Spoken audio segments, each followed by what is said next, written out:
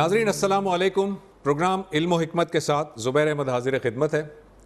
آج کا ہمارا پروگرام ویسے تو متفرق سوالات پر ہے، لیکن یہ سوالات کافی حد تک ایک دوسرے سے کنیکٹڈ ہیں. بہت سارے سوالات تقریباً ایک ہی موضوع کے گرد گھوم رہے ہیں، اور کچھ ایسے سوالات میں نے پک کیے ہیں جن کے بارے میں ہمارے سوشل میڈیا پہ بڑی بحث ہوتی رہی ہے پچھلے دنوں، اور ہم نے اس کو مناسب سمجھا کہ ان بحث کے میں اندر جو بھی سوالات آئے ہیں کو سامنے رکھا جائے. تو میں جاوید صاحب کے سامنے آپ ہی کے بحث سے متعلق جو اشکالات ہیں وہ جاوید صاحب کے سامنے رکھنے جا رہا ہوں. السلام علیکم جاوید صاحب. وعلیکم السلام. جاوید صاحب، یہ پچھلے دنوں ہمارے جو سوشل میڈیا ہے اس پہ کچھ ایسے ایشوز ڈسکس ہوئے ہیں اور جس پہ کہ بحث ہوتی رہی اور مختلف جانب سے مختلف دلائل آتے رہے، اور یہ بحث جو ہے وہ بڑھتی چلی گئی.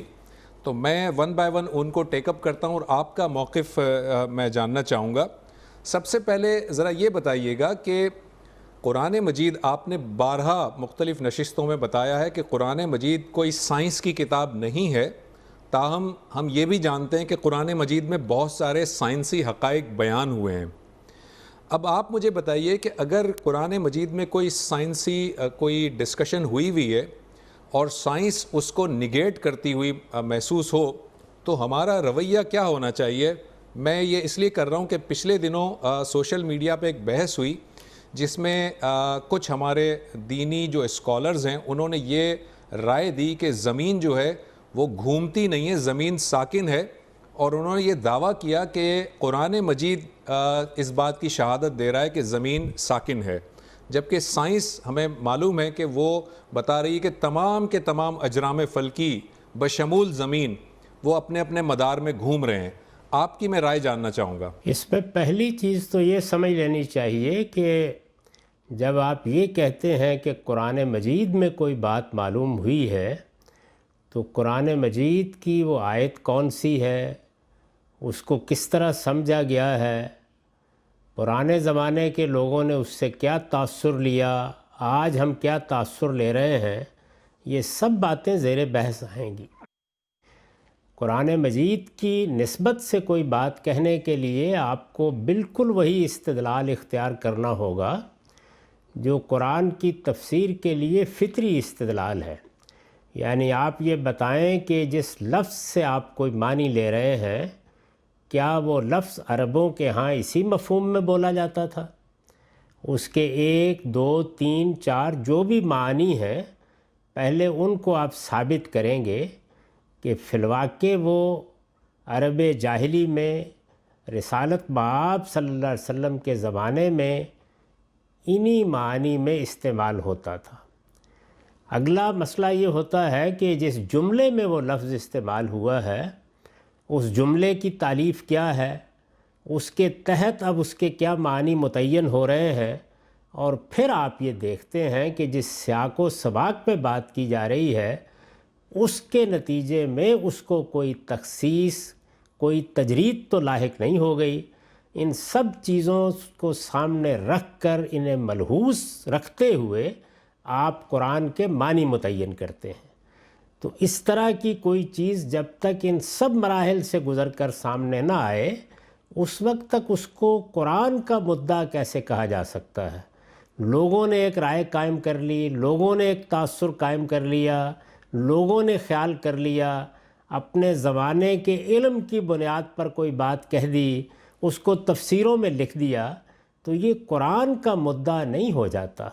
قرآن کا مدعا کہنے کے لیے آپ کو اسی پروسیس سے گزارنا ہوگا. تو میرے نزدیک تو قرآن مجید میں ایسی کوئی بات بیان نہیں ہوئی. آپ یہ جانتے ہیں کہ قرآن مجید ہی برسوں سے میری دلچسپی کا موضوع ہے. کم و بیش 40-45 سال اب ہو گئے ہیں کہ میں اس کتاب پر کام کر رہا ہوں. میں نے اس کی پوری تفسیر لکھی ہے. میرے علم میں ایسی کوئی آیت نہیں ہے، ایسا کوئی مقام نہیں ہے جس میں قرآن نے یہ کہا ہو کہ زمین ساکن ہے یا زمین نہیں گھومتی. قرآن مجید تو اس کے بالکل برخلاف تمام اجرام فلکی کے بارے میں وہی بات کہہ رہا ہے جو آپ نے فرمائی کہ کل فی فلکیں یسبحون، ان میں سے ہر ایک اپنے اپنے مدار میں تیر رہا ہے، تو وہ قرآن کا کون سا مقام ہے؟ یعنی اگر کسی زمانے کے مفسرین نے یا علماء نے اپنے دور کے علم حیات سے متاثر ہو کر کوئی بات کہی ہے تو اسے قرآن کی بات یا قرآن کا مدعا کیسے قرار دیا جا سکتا ہے؟ تو اس طرح کی کوئی بحث جب پیدا ہو تو سب سے پہلے یہ دیکھنا چاہیے کہ جو بات قرآن کی نسبت سے کہی جا رہی ہے وہ فی الواقع قرآن کی بات ہے بھی یا نہیں۔ یعنی نیچے کسی نے کوئی قصہ بیان کر دیا ہے، کوئی روایت نقل کر دی ہے، کوئی تفسیر بیان کرتے ہوئے اپنے زمانے کے علم حیات کا حوالہ دے دیا ہے، اس طرح کی کوئی چیز ہے تو اسے الگ کریں، وہ تو انسانی معاملات ہیں۔ قرآن کو جب آپ پیش کریں گے تو آپ کو اسی طرح اسے پیش کرنا چاہیے جیسے کہ اس کے پیش کرنے کا صحیح طریقہ ہے۔ اس کے بعد اگر کوئی تصادم پیش آئے گا تو تب زیر بحث آ جائے گا کہ کیا چیز ہے جو قرآن کہہ رہا ہے اور کیا چیز ہے جو علم جدید کی تحقیقات سے معلوم ہوئی ہے، اس کو دیکھ لیں گے۔ لیکن ایسی کوئی چیز میرے علم کی حد تک قرآن میں سرے سے بیان ہی نہیں ہوئی۔ ٹھیک ہے جاوید صاحب، آپ نے فرمایا کہ ایسی کوئی چیز آپ کے علم میں نہیں ہے۔ میں ون بائی ون آپ کے سامنے وہ آیات رکھوں گا جن سے یہ استدلال کیا جاتا ہے کہ زمین ساکن ہے، لیکن پہلے میں آپ کی ابھی جو آپ کی گفتگو ہوئی اس میں آپ نے فرمایا کل فی فلکی یسبحون، تو اس آیت پہ ذرا میں پہلے بات کر لوں آپ کے ساتھ۔ یہ جو کل فی فلکی یسبحون ہے یہ سورہ یاسین کی آیت ہے، لیکن اس ٹکڑے سے پہلے اللہ تعالیٰ فرماتا ہے للشمس ینبغی لہا ان تدرک القمر، تو اس میں شمس اور قمر دو اجرام فلکی کا ذکر آیا ہے۔ تو جو لوگ زمین کو ساکن کہتے ہیں وہ یہ کہتے ہیں کہ یہاں کلن کا مطلب شمس اور قمر ہیں، کیونکہ اللہ تعالیٰ نے سیاق و سباق، جیسے آپ فرماتے ہیں کہ ہر چیز کے سیاق و سباق کے ساتھ ہم معنی متعین کریں گے، تو چونکہ اس سے پہلے اللہ تعالیٰ نے شمس اور قمر کا ذکر کرنے کے بعد کہا ہے کلن فی فلکی یسبحون، تو ان علماء کا خیال یہ ہے کہ یہاں شمس اور قمر کے بارے میں کہا جاتا ہے کہ یہ اپنے مدار میں گھوم رہے ہیں، اس میں زمین تو نہیں ہے موجود۔ پہلے اس پہ ذرا آپ مجھے وضاحت کر دیجیے گا۔ دیکھیے، میں نے تو یہ نہیں عرض کیا کہ قرآن مجید زمین کے بارے میں یہ بات کہہ رہا ہے، میں نے تو یہ بتایا ہے کہ اجرام فلکی کے بارے میں، جس کی ایک نمایاں مثال یہ سورج اور چاند ہے، قرآن نے یہی اصول بیان کیا ہے، اور اس اصول کو سامنے رکھ کر ہی ہمیں باقی چیزوں کو بھی دیکھنا چاہیے۔ قرآن مجید اگر زمین کے بارے میں کوئی بات کہہ رہا ہے تو پہلے تو اس کو پیش کرنا چاہیے نا، یعنی یہ بتانا چاہیے کہ قرآن نے کہاں یہ کہا ہے کہ زمین ساکن ہے، کہاں یہ کہا ہے کہ زمین سورج کے گرد نہیں گھومتی، وہ کون سی آیت ہے جس پہ یہ بات بیان کی گئی ہے؟ یعنی قرآن اگر اجرام فلکی کے بارے میں کوئی تصور پیش کر رہا ہے تو وہ تو اپنے مدار میں گردش کرنے کا کر رہا ہے۔ تو ظاہر ہے کہ جب سورج، چاند، مریخ، عطارد، مشتری یہ اجرام فلکی ہیں اور زمین بھی ایک اسی نوعیت کی اجرام فلکی میں سے ہے، تو ہم اس پر یہی قیاس کریں گے کہ وہ اس کے بارے میں بھی یہی بات کہے گا۔ تو یہ بات ہے جو میں نے بتانے کی کوشش کی ہے کہ قرآن سے اگر اجرام فلکی کے بارے میں کوئی تصور ملتا ہے تو وہ سکون کا نہیں ہے، یعنی وہ اپنے اپنے مدار میں گردش کرنے کا تصور ہے۔ سامنے رکھ کر ہی باقی چیزوں کے بارے میں کوئی رائے قائم کی جائے گی، الا یہ کہ قرآن کسی سیارے کے بارے میں وضاحت کے ساتھ یہ بیان کر دے کہ وہ ساکن ہے یا وہ نہیں گھومتا یا وہ اپنے مدار میں گردش نہیں کر رہا۔ تو یہ جو آیت ہے، ظاہر ہے ہر آیت ایک سیاق میں آتی ہے، لیکن وہ اپنے اطلاقات کے ساتھ ہی آتی ہے۔ وہ جس چیز کو بیان کرتی ہے اس کی نوعیت کی چیزوں پر اس کا اطلاق ہم اسی طرح کریں گے جس طرح دین کے احکام کا اطلاق کرتے ہیں۔ تو یہی اصول ہوگا، اس اصول کو سامنے رکھ کر چیزوں کو سمجھیں گے۔ تاہم وہ بنیادی بات ذہن میں رکھیے کہ قرآن کوئی علم حیات کی کتاب نہیں ہے، کوئی سائنس کی کتاب نہیں ہے، وہ تو اللہ تعالیٰ کی نشانیوں کی طرف توجہ دلا رہا ہے۔ یہ بتا رہا ہے کہ یہ دیکھو، یہ سورج کیا ہے، یہ چاند کیا ہے، یہ کس طرح اپنے نظم کے تحت کام کر رہے ہیں۔ ایک علیم و قدیر ہستی ہے جس کے ہاتھ میں ان کی باغ ہے، اور اس نے گردش کے جس راستے پر ان کو ڈال دیا ہے یہ اس پر چل رہے ہیں۔ تو یہ بیان کیا نا قرآن نے جب یہ بات بیان کی تو اب میں تمام اجرام فلکی کے بارے میں، یہاں تو سورج اور چاند کا ذکر ہے، یہی قیاس کروں گا۔ تو یہ میرا جو قیاس ہے، اس کی نفی کرنے کے لیے آپ کو کوئی استدلال چاہیے، وہ بتائیے نا، وہ کہاں ہے؟ میں اب جاوید صاحب آپ کے سامنے وہ آیات ون بائی ون رکھتا ہوں تاکہ گفتگو جو ہے وہ اس میں مکس اپ نہ ہو جائے۔ پہلے ایک آیت ہے جس میں اللہ تعالیٰ فرماتے ہیں ان اللہ یمسک السماوات والارض ان تزولا۔ اب وہ کہتے ہیں ان تزولا کا مطلب تعالیٰ ان کو سماوات کا لفظ بھی ہے اور ارض کا لفظ بھی ہے، آسمانوں کا لفظ بھی ہے اور زمین کا لفظ بھی ہے، اس کی ذرا وضاحت کیجیے گا۔ یعنی مطلب یہ ہے کہ ہر ایک کو اللہ تعالیٰ نے جس مقام پر رکھ دیا ہے، جو اس کے لیے طریقہ مقرر کر دیا ہے، وہ اس کے مطابق کھڑے ہیں۔ ایسا نہیں ہے کہ وہ کہیں لڑک کے جا پڑیں، سورج چاند میں جا پڑے، چاند سورج میں جا پڑے، زمین کے اوپر ہم کھڑے ہوں اور یک بیک ہوا میں اڑ جائیں۔ تو یہ تو قرآن مجید نے یہ بتایا ہے کہ جو قاعدہ، جو مدار، جو زاویہ کسی چیز کے لیے قائم کر دیا گیا ہے، اللہ تعالیٰ اس کو پوری طرح تھامے ہوئے ہیں اور کسی چیز کی مجال نہیں ہے کہ وہ ان کے ہاتھ سے نکل جائے۔ یہ بات یہاں بیان کی گئی ہے۔ اس کا گردش کے اصول سے کیا تعلق ہے؟ یہ تو ہم شب و روز دیکھتے ہیں کہ ہماری زمین جس مقام پر اللہ تعالیٰ نے رکھی ہے، جو فاصلے قائم کر دیے ہیں، اس کے اندر اگر معمولی فرق واقع ہو جائے تو ہم یہاں موجود نہیں رہیں گے۔ اسی طرح جو مختلف سیاروں کے مدار مقرر کر دیے ہیں، وہ ان سے نکل جائیں تو ایک دوسرے سے ٹکرا جائیں گے، کوئی چیز بھی اپنی جگہ قائم نہیں رہے گی۔ تو یہ اللہ کی قدرت اور نظم کا بیان ہے، یعنی اس پورے عالم کے اندر ایک ریاضی اور ایک اقلیدس ہے جس کے تحت یہ بندھے ہوئے ہیں، اور اللہ تعالیٰ نے ان کو ایسے باندھ رکھا ہے کہ ان میں سے کوئی اپنے حدود سے تجاوز نہیں کرتا۔ اسی مضمون کو دوسری جگہوں پر بیان کیا ہے کہ چاند سورج کے پیچھے جا رہا ہے، سورج چاند کے پیچھے جا رہا ہے، مجال نہیں ہے کہ کوئی ایک دوسرے کو لانگ جائے، آگے بڑھ جائے، بلکہ جس کے لیے جو طریقہ مقرر کر دیا گیا ہے وہ اسی طریقے کی پابندی کر رہا ہے۔ تو یہ بات اللہ کی قدرت کو بیان کرتی ہے، کائنات کے نظم کو بیان کرتی ہے۔ اس کا زمین کی گردش کے مسئلے سے کیا تعلق؟ ٹھیک ہے جاوید صاحب، ایک دوسری جو آیت پیش کی جاتی ہے اس معاملے میں وہ ہے الذی جعل لکم الارض فراشا۔ اس میں یہ بتایا گیا ہے کہ اللہ تعالیٰ نے زمین کو بچھونا بنایا ہے۔ اب آرگیومنٹ یہ ہے کہ وہ کوئی بھی بچھونا اس وقت تک کامل نہیں ہو سکتا جب تک کہ وہ سکون میں نہ ہو۔ اگر بچھونا ہلتا رہے گا تو وہ بچھونا کی تعریف میں نہیں آ سکتا۔ اللہ تعالیٰ نے زمین کو بچھونا بنایا ہے، اس کے بارے میں آپ کیا کہیں گے؟ اس کی بھی صرف داد ہی دی جا سکتی ہے۔ اس وقت ہم جہازوں میں سفر کرتے ہیں اور وہ پوری طرح غیر معمولی رفتار کے ساتھ بھاگ رہے ہوتے ہیں، گردش بھی نہیں کر رہے ہوتے، بھاگ رہے ہوتے ہیں۔ یعنی آپ اندازہ کیجئے کہ کم و بیش 10-12 ہزار میٹر کی بلندی کے اوپر 900,000 میل کی رفتار سے اڑ رہے ہوتے ہیں، اور ہم اطمینان سے بچھونا بچھا کے لیٹے ہوتے ہیں، سامنے کھانا رکھ کے کھا رہے ہوتے ہیں، پانی کا گلاس رکھ کے پی رہے ہوتے ہیں۔ کوئی غیر معمولی صورت تو ہم اطمینان کے ساتھ اپنا سفر کرتے ہیں۔ یہی صورتحال ٹرین میں ہوتی ہے۔ یعنی یہ کس نوعیت کے استدلالات ہیں؟ ایسے لوگ در حقیقت ادب سے، زبان سے، اس کی اسالیب سے اپنی ناواقفیت کا ثبوت دیتے ہیں۔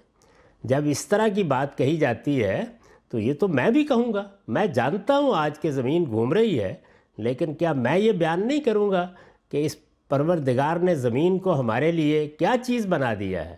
یعنی یہ تو ہمارا گھر بن گئی ہے، ہم اس پر تعمیرات کرتے ہیں، عمارتیں اٹھاتے ہیں۔ یہ عمارتیں اٹھائی جا رہی ہیں، یہ تعمیرات کی جا رہی ہیں، یہ کس اعتماد پر کی جا رہی ہیں؟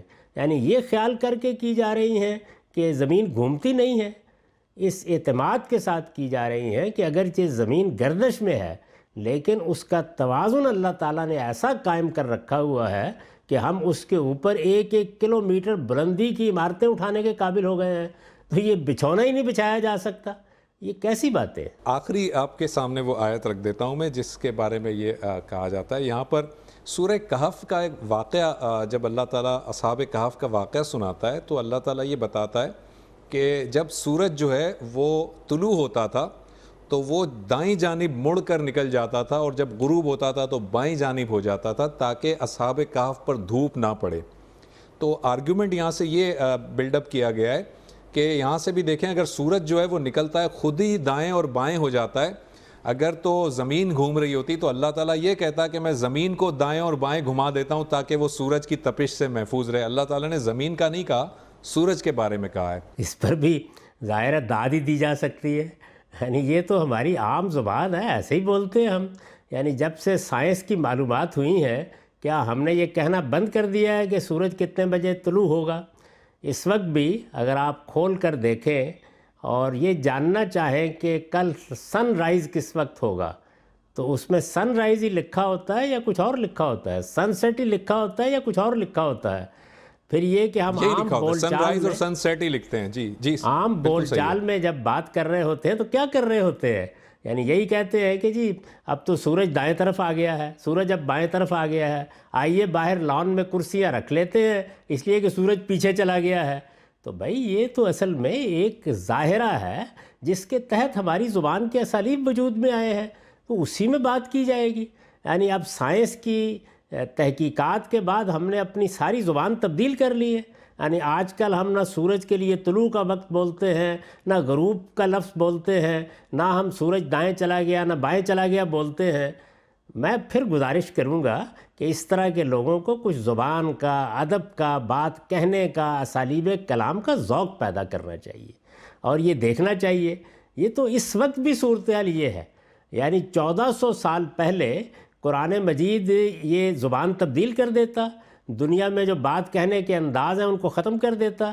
یہ نہ اس وقت ختم کرنے موزوں تھے, نہ آج سائنس کی تحقیقات کے بعد ہم نے ختم کیے ہیں.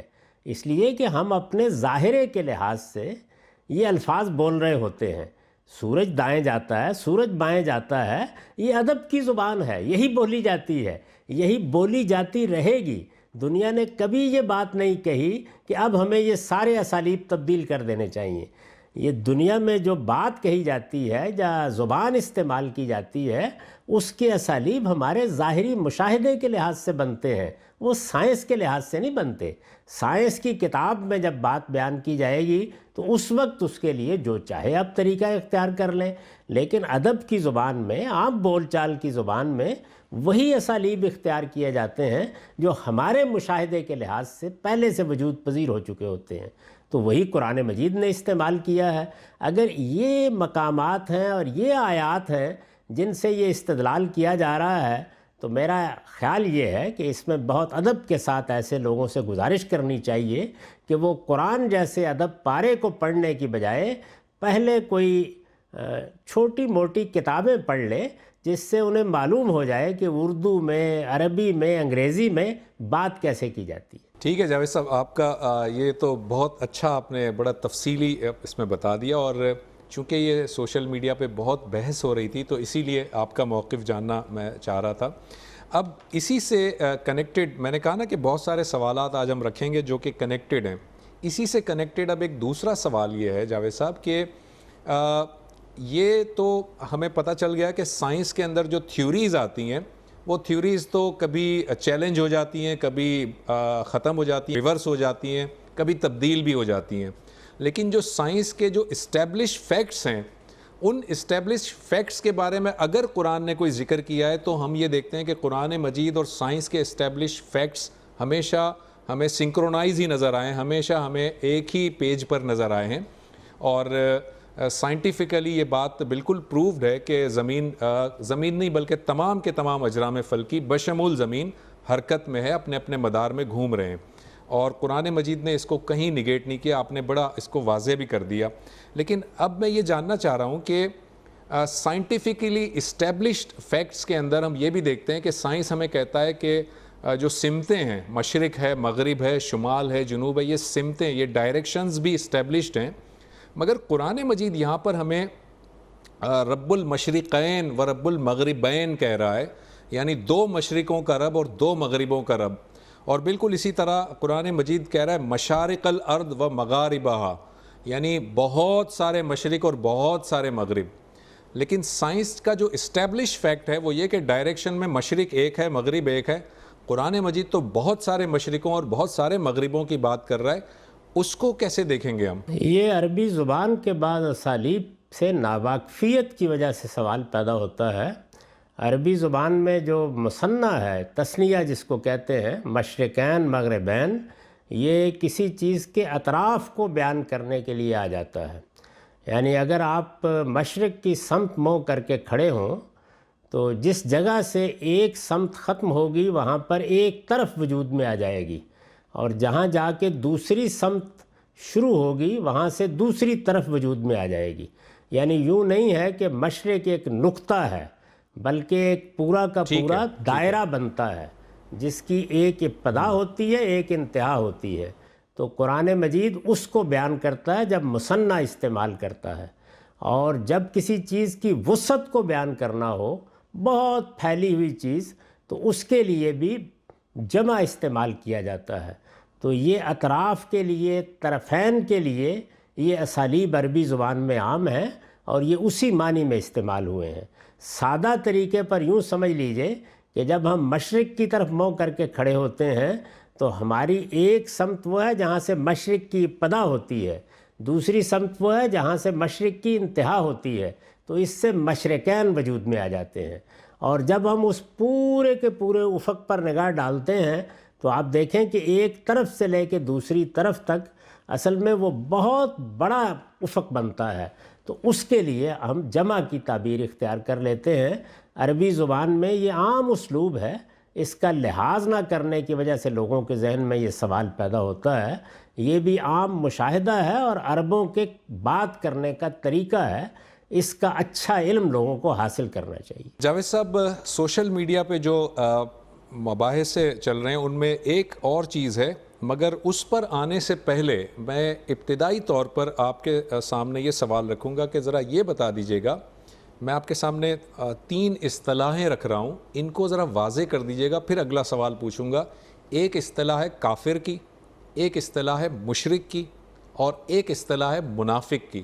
ان تینوں کو ذرا مختصراً واضح کیجیے گا، اس کے بعد میں اگلا سوال پوچھتا ہوں۔ جی، کافر کی اصطلاح قرآن مجید میں استعمال ہوئی ہے، مشرک بھی اور منافق بھی۔ تو قرآن مجید جس پہلو سے ان کو استعمال کرتا ہے وہی ان کا صحیح مفہوم ہوگا۔ یعنی کسی شخص کے سامنے اللہ کے پیغمبروں کی طرف سے کوئی حق پیش کیا گیا اور اس نے اس کا انکار کر دیا، تو عربی زبان میں کفر یکفر کا مطلب ہے انکار کرنا، اسی سے یہ اسم فاعل ہے، تو صفت کے طور پر استعمال ہوتا ہے۔ یعنی وہ آدمی جس کے سامنے کسی حقیقت کو بیان کیا، اس کو اسے ماننے کی دعوت دی گئی اور اس نے ماننے سے انکار کر دیا، تو جب وہ اس کو ماننے سے انکار کر دے گا تو ہم یہ کہیں گے کہ اس نے گویا کفر کا ارتکاب کیا ہے۔ اسی طرح سے مشرک ہے۔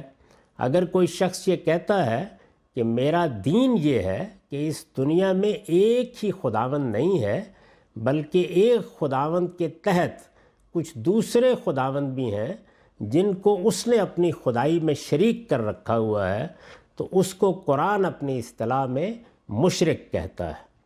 یعنی اس نے گویا اللہ تعالیٰ کے شریک ٹھہرانے کو اپنے دین کی حیثیت دے دی ہے، اور وہ اس کو اب دین ہی کی حیثیت سے پیش کرتا ہے۔ منافق کا لفظ ان لوگوں کے لیے قرآن میں استعمال ہوا ہے کہ جنہوں نے بظاہر رسالت مآب صلی اللہ علیہ وسلم پر اپنے ایمان کا اظہار کیا۔ یعنی انہوں نے آ کے یہ کہہ دیا کہ ہم آپ کو اللہ کا پیغمبر مانتے ہیں، آپ کے ہاتھ پر بیعت کر رہے ہیں، ہم اب آپ کی جماعت کا حصہ بن گئے ہیں۔ بات نہیں تھے، انہوں نے اپنے مفادات کے لیے یہ بات کہی، اصلاً وہ کافر ہی تھے۔ یعنی انہوں نے نہیں مانا تھا لیکن ظاہر یہ کیا کہ وہ ماننے والے ہیں۔ تو اس طرح کے لوگوں کو قرآن مجید نے منافق کہا ہے۔ اگر آپ سورہ منافقون کی ابتدا پڑھیں تو اس میں اس کی بڑی اچھی تصویر سامنے آ گئی ہے کہ یہ منافقین آتے ہیں اور آ کر کہتے ہیں کہ ہم قسم کھا کر گواہی دیتے ہیں کہ آپ اللہ کے رسول ہیں، تو اس کے جواب میں یہ کہا ہے کہ اللہ ان کے مقابل میں قسم کھا کر گواہی دیتا ہے کہ یہ بالکل جھوٹے ہیں۔ تو اس طرح کے لوگ جو اپنے ایمان کے بارے میں جھوٹ بول رہے تھے، ان کو قرآن مجید نے منافق سے تعبیر کیا۔ ٹھیک ہے، اب آپ نے یہ تینوں اصطلاحیں بتا دیں، تو جس نے جھٹلایا، جانتے بوجھتے جس نے جھٹلایا وہ اس نے کفر کا ارتکاب کیا، جس نے جانتے بوجھتے اللہ کی ذات کے ساتھ کسی کو شریک کیا اس نے شرک کا ارتکاب کیا، اور جس نے بظاہر ایمان لانے کی بات کی اور جھوٹی قسم کھائی وہ بھی دراصل کفر ہی کر رہا تھا۔ ان تینوں کے بارے میں اللہ تعالیٰ نے یہ بتا دیا ہے کہ یہ تینوں عذاب کے مستحق ہوں گے۔ ایم آئی رائٹ؟ یہ بات میں صحیح سمجھاؤں جاوید صاحب؟ جی، یہ آخری بات تو بالکل ٹھیک ہے کہ یہ بڑے جرائم ہیں، اور انہی کے بارے میں اللہ تعالیٰ یہ کہتے ہیں کہ ان کے مرتکبین کو ہمیشہ کے لیے جہنم کی سزا دی جا سکتی ہے۔ لیکن جو آپ نے اس کی تعبیر کی ہے اس میں اضافہ کر لیجئے تھوڑا سا، یعنی کافر تب کہیں گے جب کسی کے سامنے پیغمبروں کی دعوت پیش کی گئی، اس کو وہ بات پہنچائی گئی، پیغمبر کی بات سننے کے بعد، اس کو جاننے کے بعد اس نے انکار کر دیا اور یہ کہا کہ میں اس کو ماننے کے لیے تیار نہیں ہوں۔ اب ابتدائی طور پر اس کے لیے لفظ کفر استعمال کیا جائے گا، اور مشرک کے لیے صرف اتنا کافی نہیں ہے کہ وہ میرے نزدیک یا آپ کے نزدیک شرک کرتا ہو، وہ خود اس بات کو مانتا ہو کہ اللہ تعالیٰ نے جو دنیا بنائی ہے یہ اسی اصول پر بنائی ہے کہ اس میں اس کے کچھ شرکاء ہیں، یعنی اس نے خود یہ سارا نظم قائم کیا ہے کہ جس میں اس کے نیچے بہت سے دوسرے دیوی دیوتاؤں کو یا کسی فرشتے کو یا اس کی مظلومہ کسی شخصیت کو اقتدار حاصل ہے اور وہ دیا گیا ہے، اور وہ یہ مانتا ہو کہ یہ دنیا اصل میں شرکی کے اصول پر قائم ہوئی ہے، یعنی یہ تنہا ایک ہستی کا کارنامہ نہیں ہے۔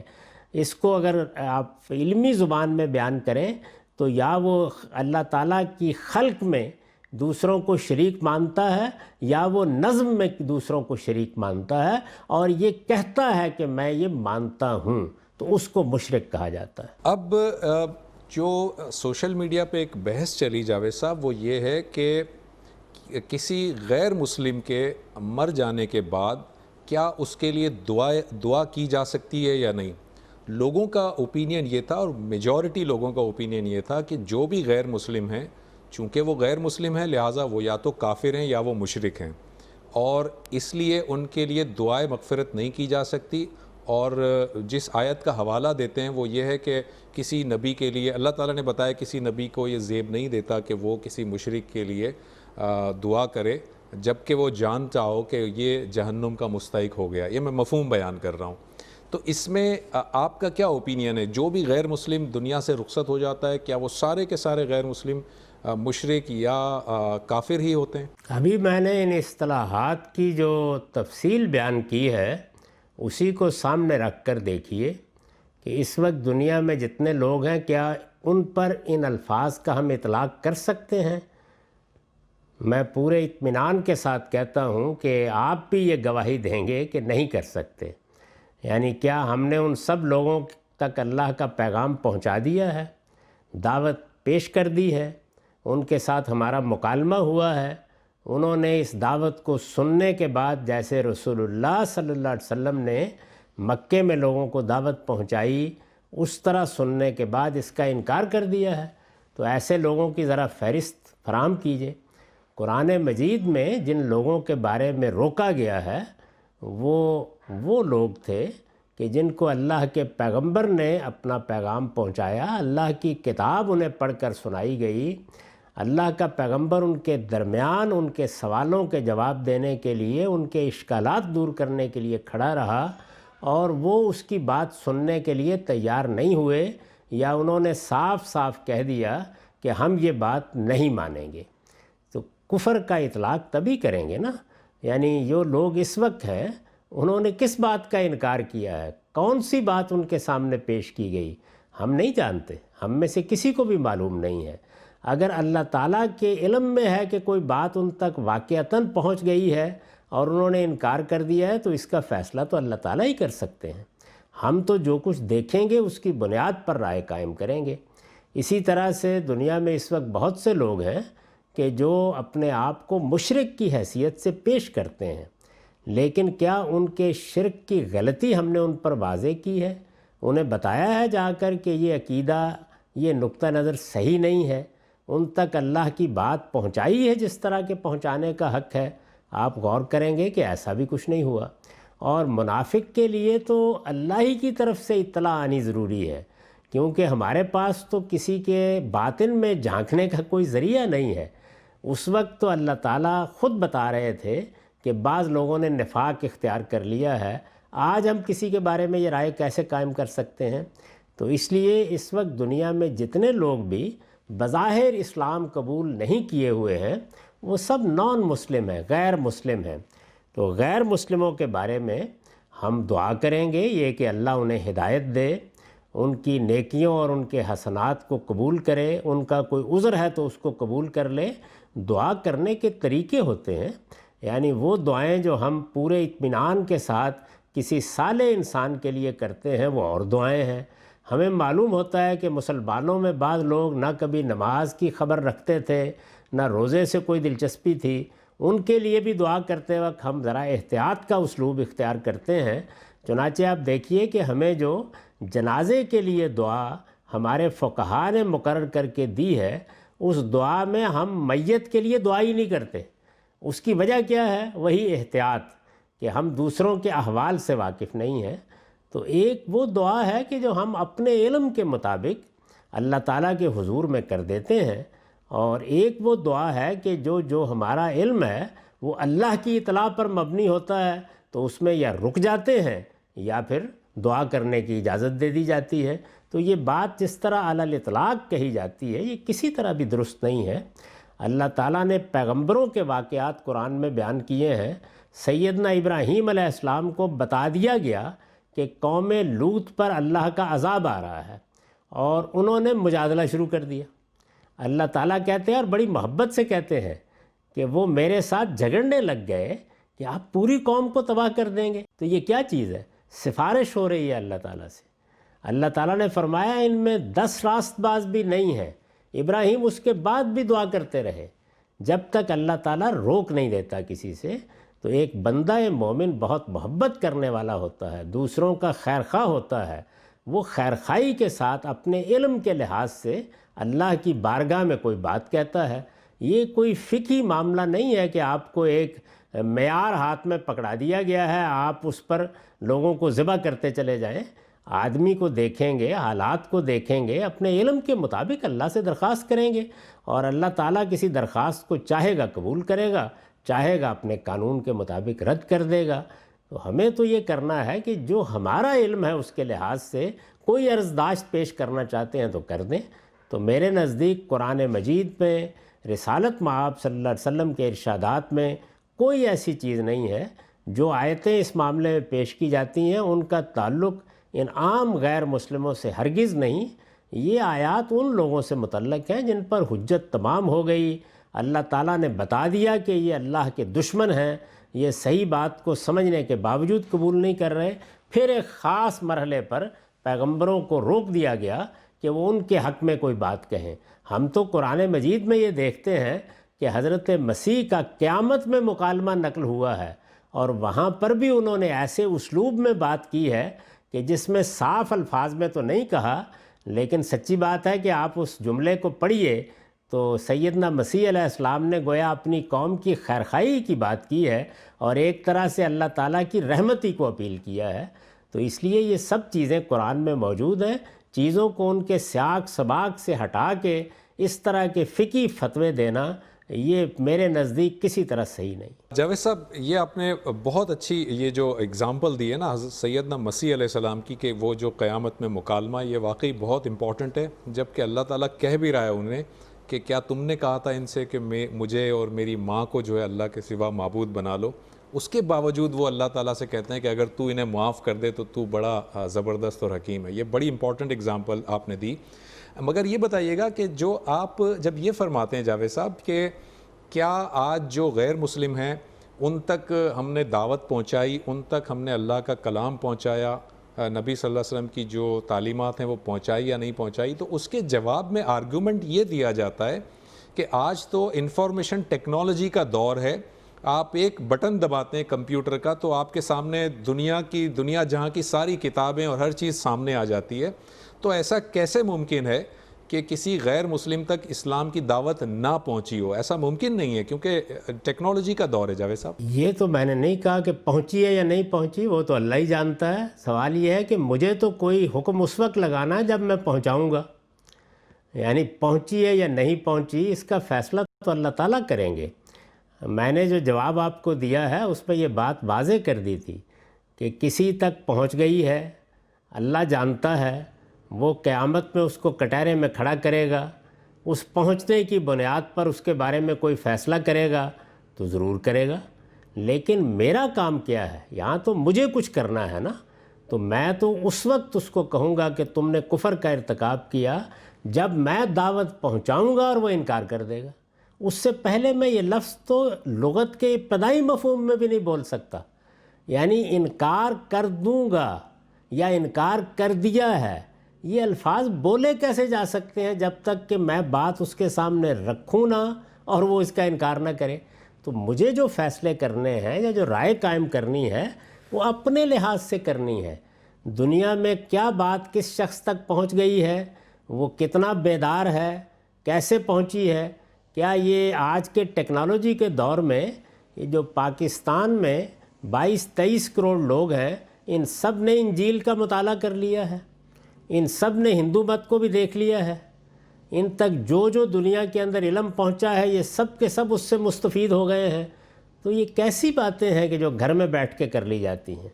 میرے بھائی کیا ہو گیا ہے یہ اللہ جانتا ہے، اور وہ قیامت میں اسی کے مطابق فیصلے کرے گا، اس لیے کہ اس کا علم ہر چیز کا احاطہ کیے ہوئے ہے۔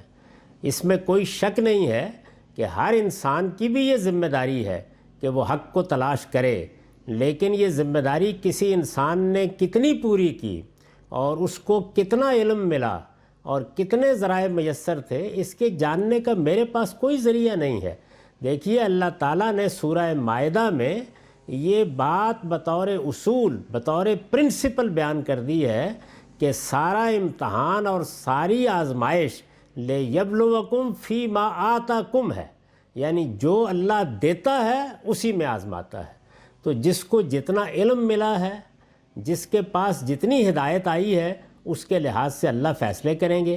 میرے پاس یہ جاننے کا کیا ذریعہ ہے؟ یعنی میں کیسے کہوں؟ میں تو اسی وقت یہ لفظ بولوں گا جب میں دعوت لے کے جاؤں گا، میں پیغام پہنچاؤں گا، دوسرا آدمی میری بات کو سننے کے بعد یہ کہے گا کہ میں انکار کرتا ہوں۔ اب میرے لیے عربی زبان کی روح سے کفر کا فعل بولنا جائز ہوگا، لیکن اس سے پہلے میں یہ کیسے فیصلہ کر لوں؟ یعنی اتنی غیر محتاط بات میں کر سکتا ہوں؟ یہ تو کوئی معمولی عدالت نہیں کرتی، کوئی معمولی افسر نہیں کرتا، ہم اپنی عام زندگی میں نہیں کرتے۔ اب آپ دیکھیے کہ آپ کو اپنے کسی ماتحت کا محاسبہ کرنا ہے تو پہلے آپ اس سے سوال کریں گے کہ بھائی تمہیں یہ قاعدہ، یہ ضابطہ معلوم تھا، تم جانتے تھے اس بات کو؟ اس کے بعد ہی اس کو مجرم ٹھہرائیں گے یا اس سے پہلے ہی اس کے اوپر کوئی چیز نافذ کر دیں گے؟ تو اللہ تعالیٰ نے جو علم ہمیں دیا ہے وہ علم پہنچ رہا ہے، وہ پہلے بھی پہنچ رہا تھا۔ کس کو پہنچا کس کو نہیں پہنچا یہ اللہ جانتا ہے۔ ہم اس وقت یہ لفظ بولیں گے جب ہم پہنچائیں گے اور دوسرا ماننے سے انکار کرے گا۔ جاوید صاحب یہ بتائیے گا کہ ابھی آپ نے مشرک کی جو ڈیفینیشن بتائی تھی اس میں آپ نے فرمایا کہ مشرک ہم اس کو نہیں کہیں گے جو ہماری نظر میں شرک کر رہا ہو، بلکہ وہ خود اس بات کو ایڈمٹ کرتا ہو، اعتراف کرتا ہو کہ اللہ نے یہ کائنات بنائی ہے اور اللہ کے یہ ساتھ ساجھی ہیں، یہ سارے اس کے ساجھی ہیں۔ جب وہ خود اس کا اعتراف کرے گا تب اس پہ مشرک کا لفظ بولا جائے گا۔ تو اگر ہم دیکھیں قرآن مجید کو دیکھیں تو اللہ تعالیٰ جو ہے وہ اہل کتاب کو مشرک قرار نہیں دے رہا، گو کہ وہ بھی شرک کر رہے تھے۔ حضرت مسیح علیہ السلام کو اللہ کا بیٹا انہوں نے تسلیم کیا ہوا تھا، لیکن وہ چونکہ اس کی تعویل کرتے تھے تو اللہ تعالیٰ نے ان کے لیے مشرک کا لفظ استعمال نہیں کیا بلکہ اہل کتاب کا لفظ استعمال کیا، اور آپ بھی اپنی نشستوں میں بتاتے رہے ہیں کہ وہ اصلاً توحید کے ماننے والے تھے۔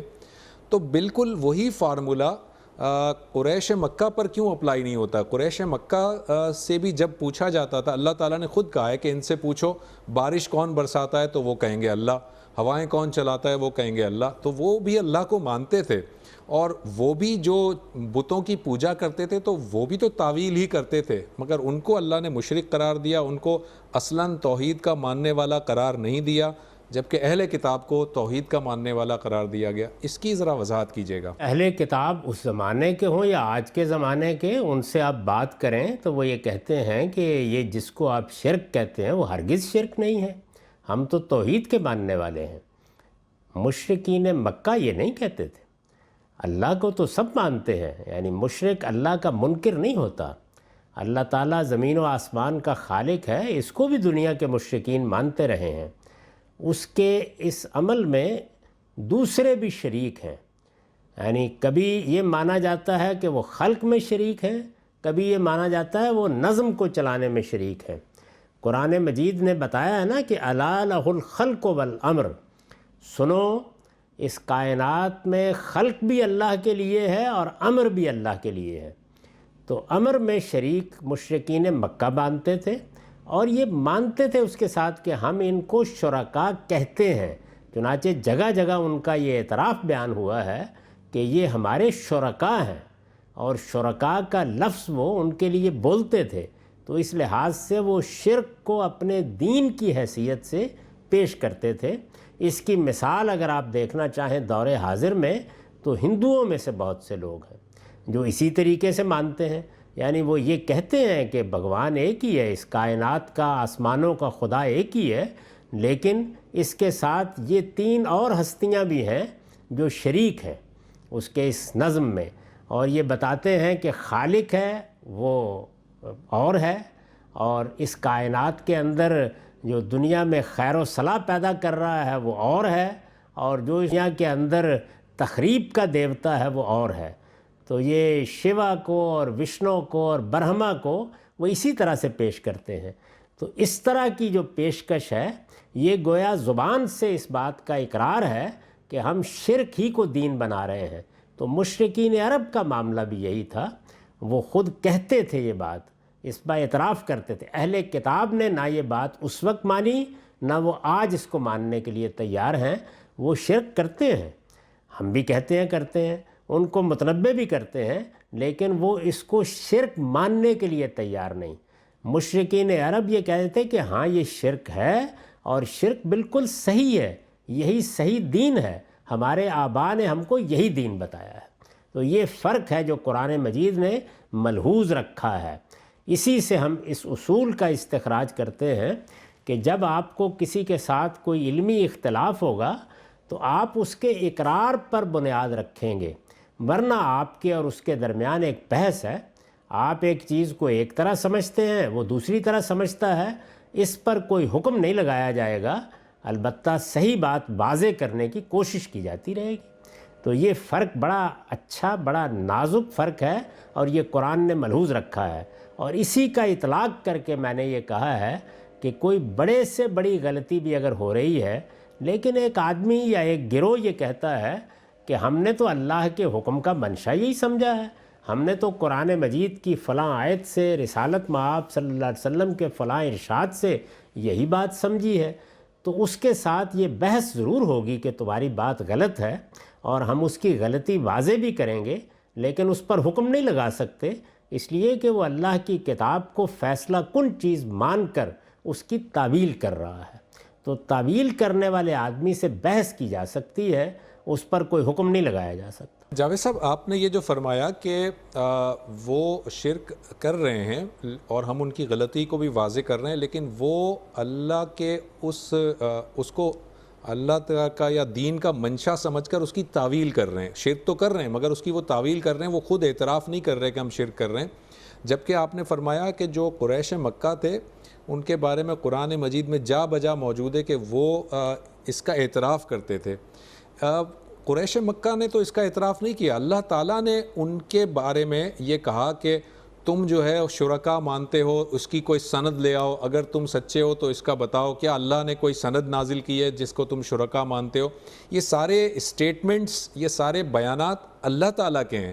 ان کی طرف سے تو ایسا کوئی بیان نہیں ہے جس میں انہوں نے کہا ہو کہ ہم ان کو ان ہستیوں کو اللہ کا شریک ٹھہراتے ہیں، اللہ کا شریک مانتے ہیں. کوئی اگر آیت آپ مجھے اگر حوالہ دے سکیں تو پلیز اس کو بتائیے گا. نہیں یہ دیکھیے وہ تو پورے قرآن مجید میں اس بات کا اعتراف کر رہے ہیں. وہ کہہ رہے ہیں حاذہ لشرکائنا، یعنی وہ شریک کا لفظ بولتے ہیں ان کے لیے.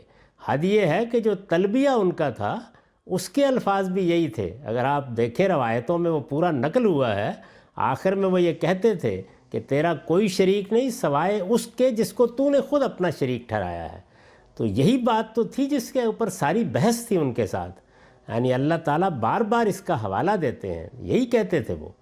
آپ سورہ انعام میں دیکھیے، اس میں انہوں نے واضح طریقے کے اوپر اپنے اعترافات بیان کیے ہیں کہ یہ جو جانور ہے یہ اللہ کے لیے ہے، یہ ہمارے شرکاء کے لیے ہے. اور قرآن مجید کہتا ہے بزعمہم، یعنی وہ یہ خیال کرتے ہیں کہ یہ گویا شرکاء ہیں. تو اس طرح قرآن ان کی سٹیٹمنٹ نقل کر رہا ہے، اپنی طرف سے کوئی بات نہیں کہہ رہا. ٹھیک ہے جاوید صاحب، اگلا جو کویشچن ہے وہ خودکشی سے متعلق ہے. عام طور پر یہ کہا جاتا ہے مختلف ہمارے دینی اسکالرز کی جانب سے کہ خودکشی حرام ہے، جہنم ہے. تو سوال یہ پوچھا گیا ہے کہ خودکشی کا حرام ہونا اور اس کی سزا جہنم ہونا، یہ کیا قرآن مجید میں کہیں لکھا ہے یا یہ حدیث سے یہ بات انفر کی گئی ہے یا یہ دینی علماء کا اپنا اوپینین ہے؟ قرآن مجید نے 3 بڑے جرائم بیان کیے ہیں. ایک شرک، دوسرے قتل. تو قتل نفس جرم ہے. آپ اپنے نفس کو قتل کریں یا آپ کسی دوسرے کو قتل کریں، یہ ایک ہی جرم ہے. اور ان تینوں جرائم کو اکبر الکبائر قرار دیا ہے، یعنی سب سے بڑے جرم. اور ان تینوں کے بارے میں سورہ فرقان میں یہ کہا ہے کہ جو آدمی ان کا ارتکاب کرے گا اور توبہ کے بغیر دنیا سے رخصت ہو جائے گا، یخلد فیہ مہانا، وہ ذلت کے ساتھ جہنم میں ہمیشہ کے لیے ڈال دیا جائے گا. تو اس لیے یہ قتل، خودکشی تو ایک الگ لفظ ہے نا، یہ قتل نفس ہے. اور قرآن مجید نے کہا ہے من قتل نفسا بغیر نفس و فساد فی الارض فکانما قتل الناس جمیعا. اصل میں ہم دیکھ نہیں رہے کہ اس نے کیا ہے. اس نے ایک جان کو جو خدا کی ملکیت تھی اس کو مار ڈالا ہے. وہ جان اپنی ہو یا کسی دوسرے کی، یکساں جرم ہے، دونوں میں کوئی فرق نہیں. جاوید صاحب، یہ آپ نے فرمایا کہ یکسر جرم ہے. یہ سورہ نساء کی غالباً یہ آیت ہے، وَلَا تَقْتُلُوا أَنفُسَكُمْ، اللہ تعالیٰ نے بتایا. اور پھر آگے اللہ تعالیٰ فرماتا ہے وَمَن يَفْعَلْ ذَلِكَ عُدْوَانًا وَظُلْمًا فَسَوْفَ نُصْلِيهِ نَارًا، کہ اپنے آپ کو، اپنے نفس کو قتل نہ کرو. اور پھر آگے بتایا کہ جو کوئی ایسا کرے گا ظلم اور عدوان کے طرح سے تو اس کی سزا جہنم ہے. اس کا مطلب ظلم اور عدوان کے بغیر اگر کوئی قتل کر دے تو پھر نہیں ہے، یعنی یہاں ظلم اور عدوان کی کنڈیشن اللہ نے لگائی ہوئی ہے. اس کو واضح کیجیے گا. نہیں دیکھیے، یہ کنڈیشن نہیں ہے، یہ تو اصل میں ایک اظہار واقعہ ہے. یعنی اس کا مطلب یہ ہے کہ جب آپ قتل کا ارتکاب کرتے ہیں تو یہ ظلم و عدوان ہی ہوتا ہے، الا یہ کہ آپ کو اللہ نے حق دیا ہو اس بات کا. مثال کے طور پر 2 معاملات پہ ہمیں حق دیا گیا ہے اور وہ قرآن مجید نے بیان کر دیے ہیں. ایک یہ کہ ہم قصاص میں کسی کو قتل کریں، اور دوسرے یہ کہ کوئی شخص لوگوں کی جان، مال، آبرو کے درپے ہو جائے، جس کو فساد کہتے ہیں، اور اس کو قتل کی سزا دی جائے. تو یہ بات بیان کی گئی ہے. جب میں اپنے آپ کو مارتا ہوں بغیر کسی وجہ کے تو ظلم، جب میں کسی دوسرے کو مارتا ہوں بغیر کسی وجہ کے تو یہ ظلم ہے. تو یہ اصل میں بیان واقعہ ہے، الا یہ کہ مجھے اللہ تعالیٰ یہ کہیں کہ فلاں معاملے میں تمہیں دوسرے کی جان لینے کا حق ہے. تو اصل میں قتل نفس میں جو استثناء ہے وہ الا بالحق کا ہے، یعنی اللہ کے دیے ہوئے حق کے تحت کسی کی جان لی جا سکتی ہے. عمل جس میں کسی دوسرے نے کوئی اس نوعیت کا جرم نہیں کیا جس کا میں نے ابھی ذکر کیا آپ کے سامنے، وہ ظلم و عدوان ہی ہے. Thank you very much Javed صاحب، آپ کا بہت بہت شکریہ. ناظرین، ہم نے آج گفتگو کی ان تمام ٹاپک کو سمیٹنے کی کوشش کی جو پچھلے دنوں بحث و مباحثے کے وہ مرکز بنے ہوئے تھے، اور سوشل میڈیا پہ ان پہ کافی گفتگو ہو رہی تھی. جاوید صاحب نے بڑی تفصیلی اس پر آج بات کی ہے. امید ہے آپ کو پروگرام پسند آیا ہوگا، اور اس میں مزید آپ کی طرف سے اگر کوئی فیڈ بیک ہے تو ہمیں اس ای میل ایڈریس پہ بھیجیے گا ih@duniatv.tv. اگلے پروگرام تک کے لیے ڈاکٹر زبیر احمد کو اجازت دیجیے. اللہ حافظ.